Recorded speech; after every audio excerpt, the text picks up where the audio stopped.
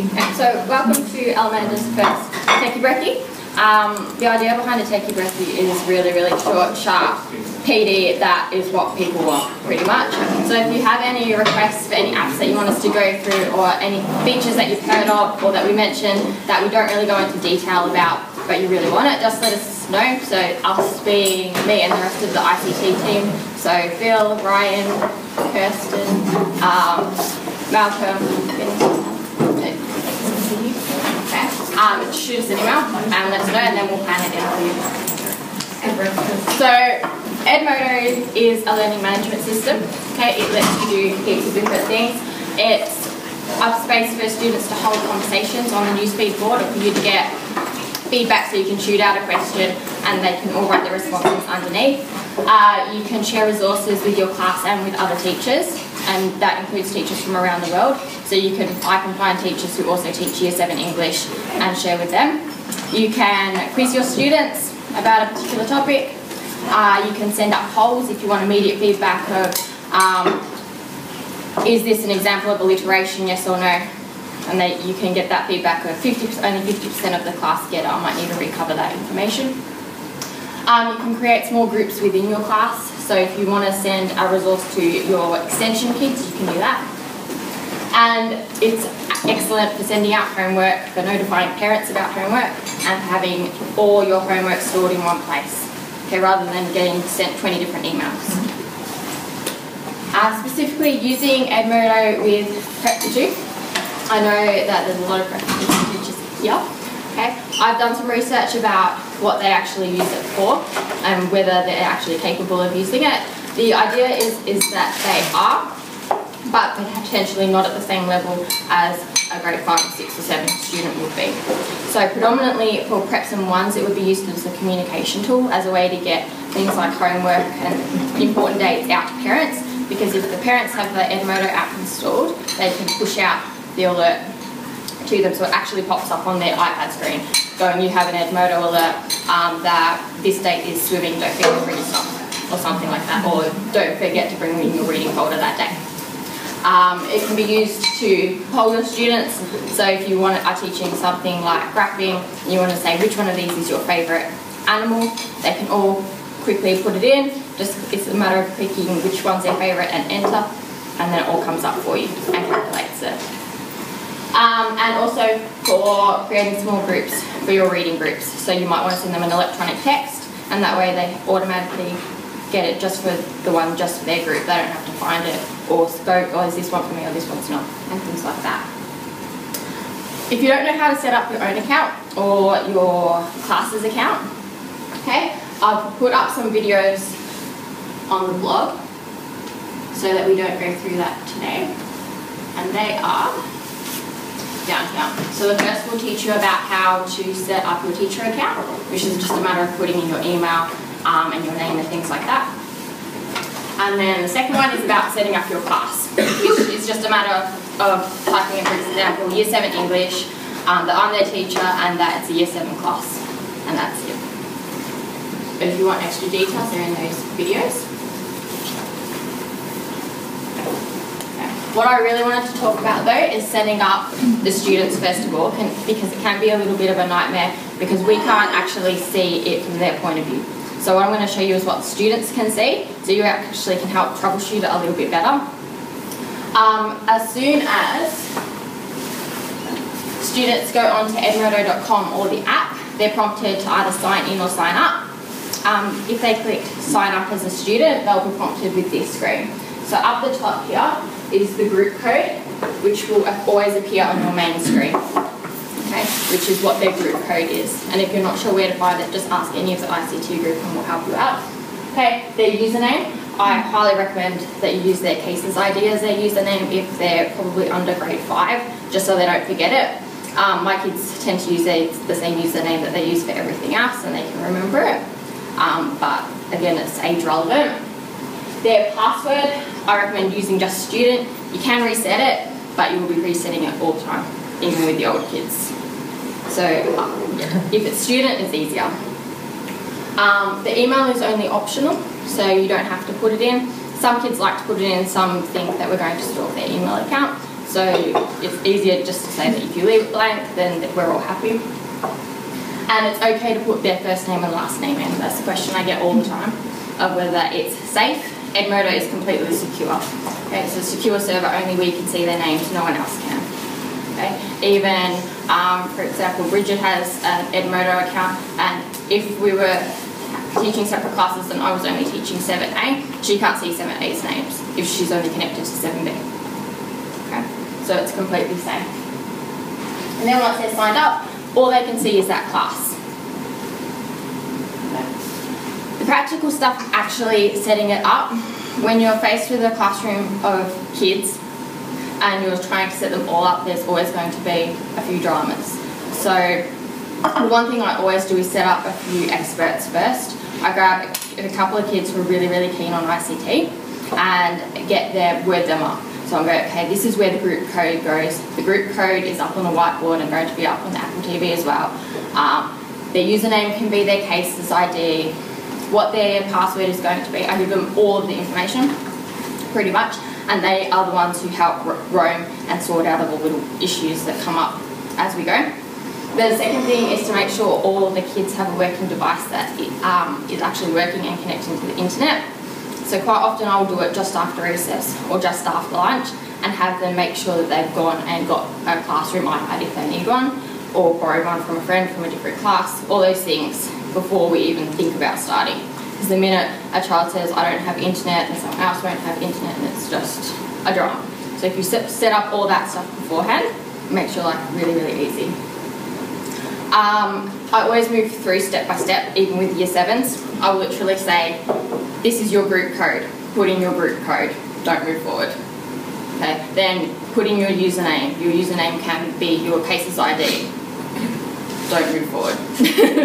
Right. And then put in your username. Your username will be student.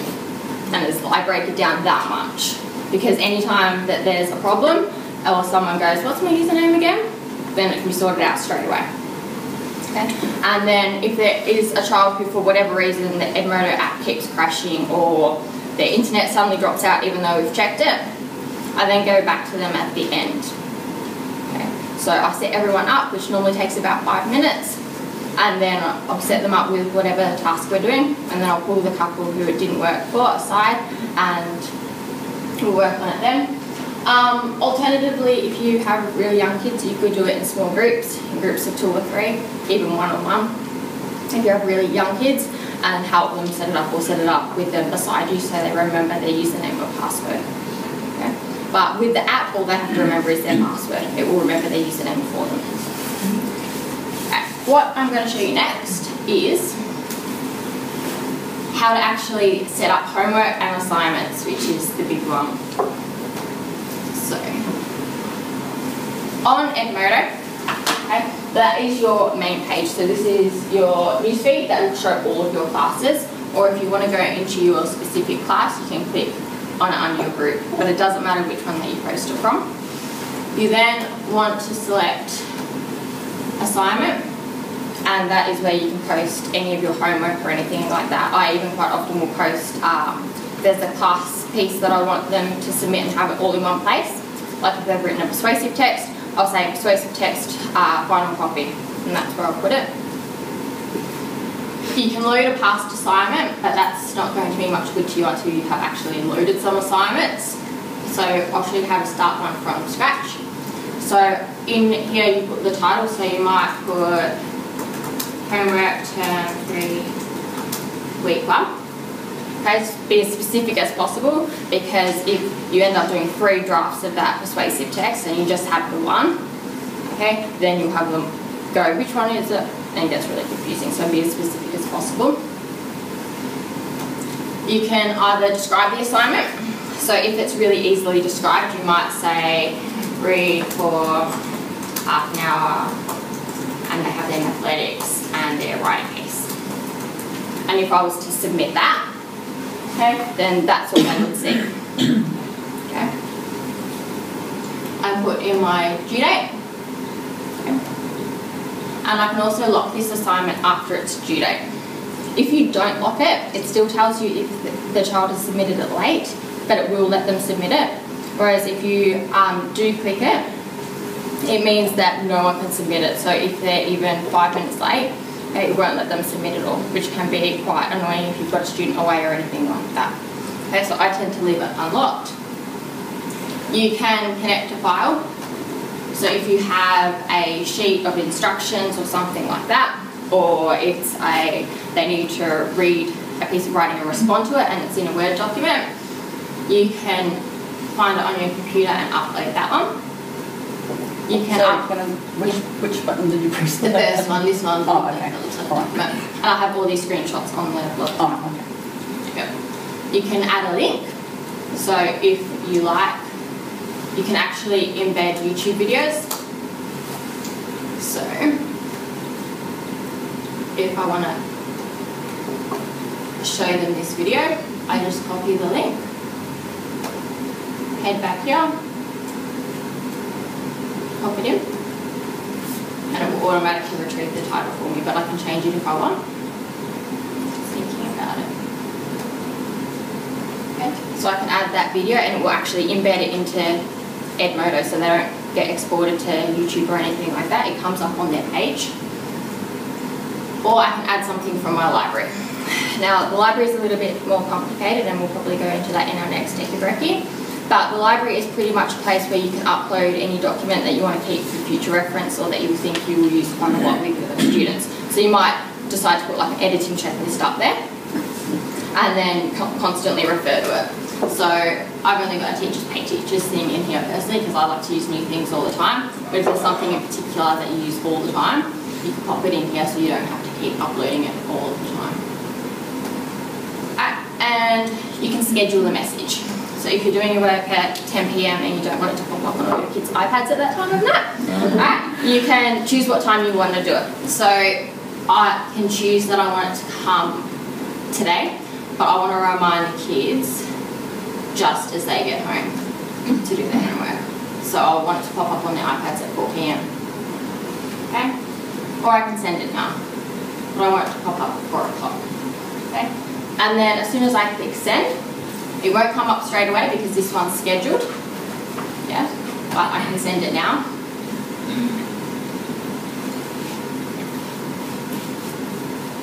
And it will pop up. Okay, so straight away the video that I've added is integrated into Edmodo. They can access the document that I wanted them to look at. Okay, and I can see how many students have turned it in. Okay. And for a test I created yesterday, I can see who's turned it in, so we can see that all the students who are grey and with the red marker means that they haven't turned it in yet. Shanak has turned something in for me. Right, so turned in a URL. Okay, and that's also where the document that they've turned in will come up. So if they've turned in a Word document, that's where it will pop up. I can tell him whether I thought it was outstanding, okay, or whether I think it really needs improvement and that he should resubmit. I can give him some feedback. If it's something that needs a grade, I can put it up here, but if you don't want to grade it, you just pop in 0 to 0. Can I ask, is that what he submitted? What should I write? Yeah. So I told him to write something, so he wrote, what should I write? If they write, say, send a document or anything, is there any way inside Edmodo that you can annotate it? So you can inside Edmodo, no, but you can send it out and then bring it back in. Yeah, and then you can... Does that create a new file or does that edit the same file? So what I would have to do is download that file. So say this was a Word document. Yep. I would have to download that. I would make my changes and then I would re-upload it down here. So then that student would have 2 files? Yep. The original, okay. Yep, they would have both. Okay. And it's the same as if the child then decides to make a revision. So you can see here that Shanak tried to do it, but it didn't work properly for him. But they say that might be his first draft here, which is the original, and then he's revised it.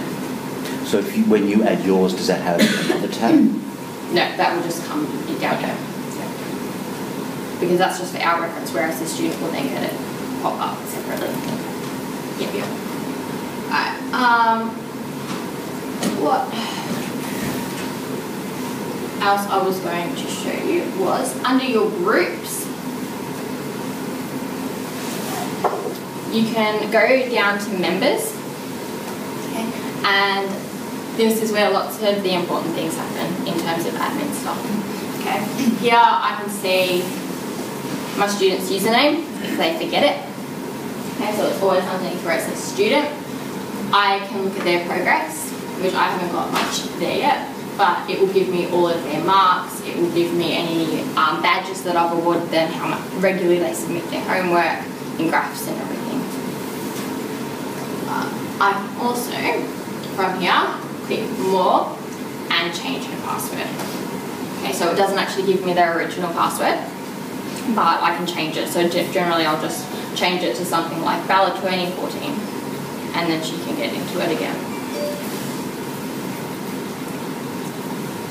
Right. Were there any questions about submitting homework or organising accounts or anything like that before I show you about the parent codes? What files can be uploaded?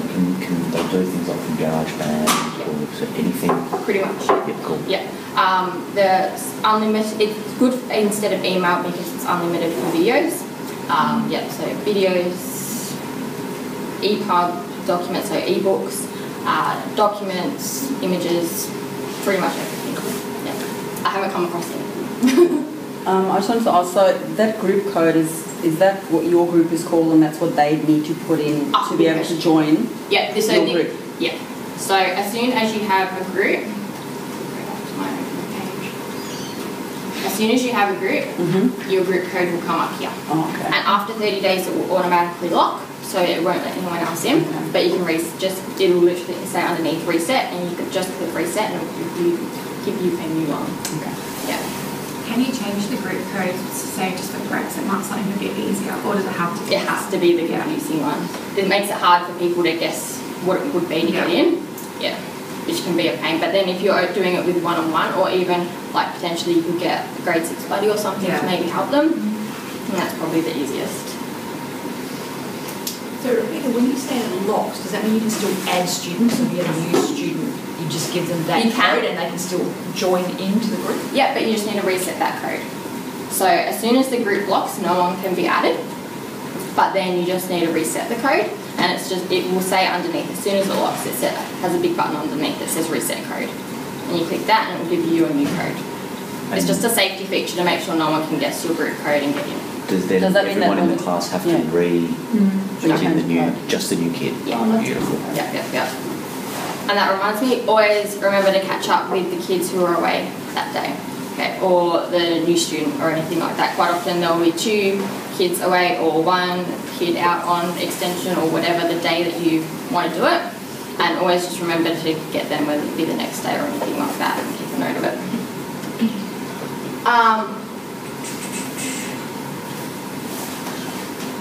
So, Rebecca, I don't want to state the obvious, but everybody knows that we're trying to use this as our homework.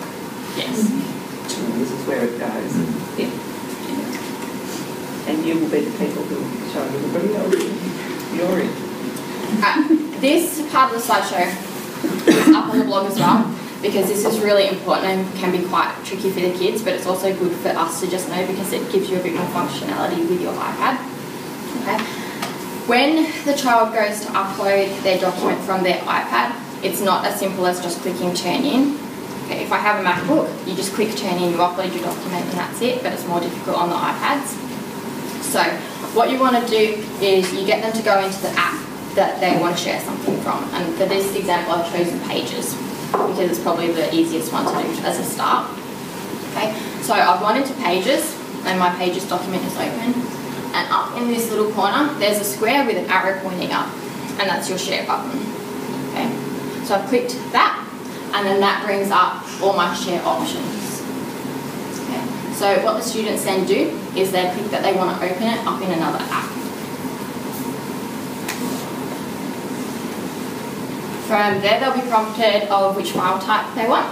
Okay, I tend to get them just to choose Word because it's the easiest, you know it's going to work every single time, but if you have a preference for Pages, then you can obviously get them to do that, but it's easy for them just to remember Word generally. Okay. Then it will give you an option of all the apps that will work with that file type or that you can upload it to.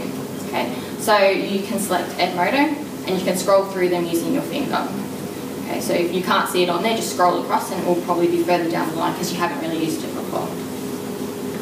Once you've selected Edmodo, it will prompt the students to turn in their assignment.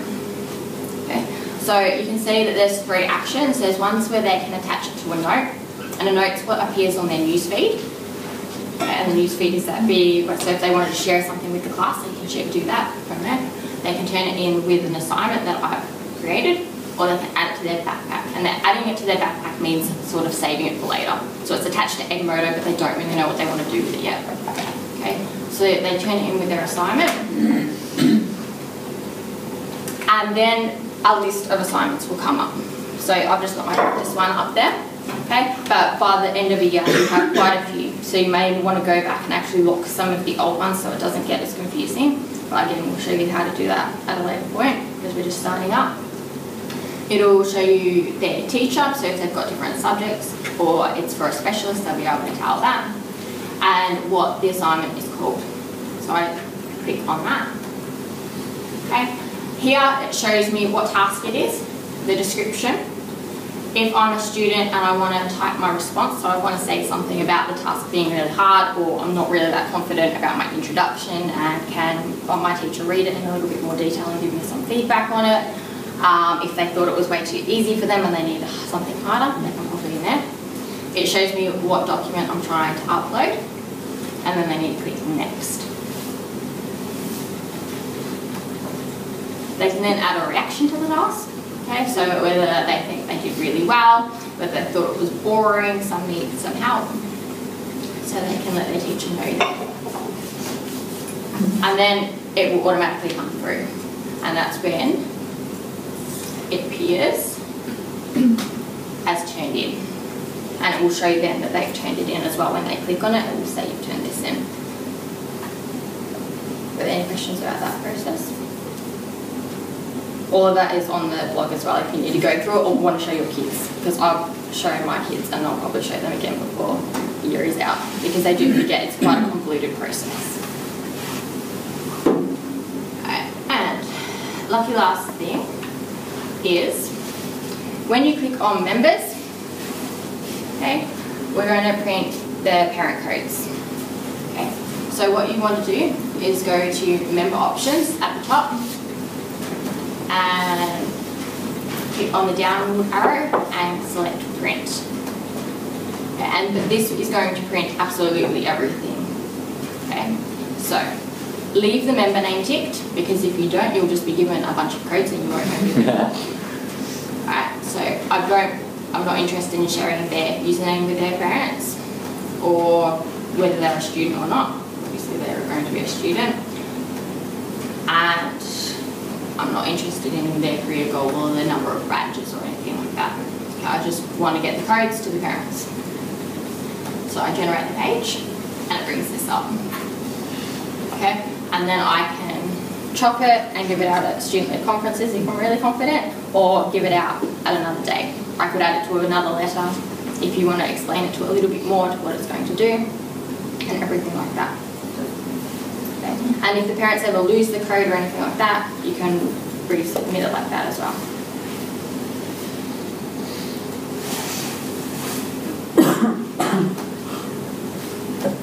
Is there a way you could submit the parent code to the kids' Edmodo page so that it's there? Yeah, absolutely. So you could copy and paste each one to your student, absolutely, and private message it, or you could put them all up.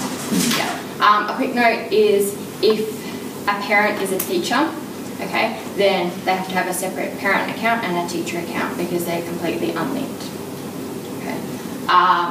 What parents can see is the important thing, because you don't necessarily want them to see absolutely everything of another child asking a question and things like that. So they can see any assignments that the child has been given, okay, either in their class group or in their small group, which we'll talk about in 2 weeks. They can see any grades that you've given the child and any feedback that you've given them. Good morning, Jeff.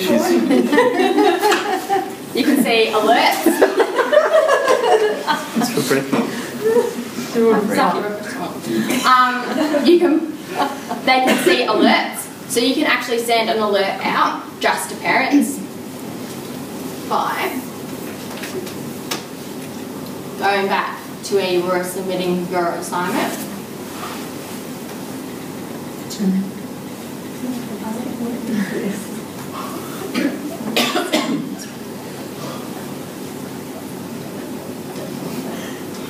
Where you submit your assignment, there is another option there to send out an alert. An alert means that it will actually pop up as a notification on their iPad or their iPhone, whatever they're using Edmodo on. Okay. They can see any direct messages. So I can directly message one of my students if I want to give them specific feedback about like a written piece of work that I've gotten, or I want to remind them of something. I can send them a direct message, so the parents can see those messages.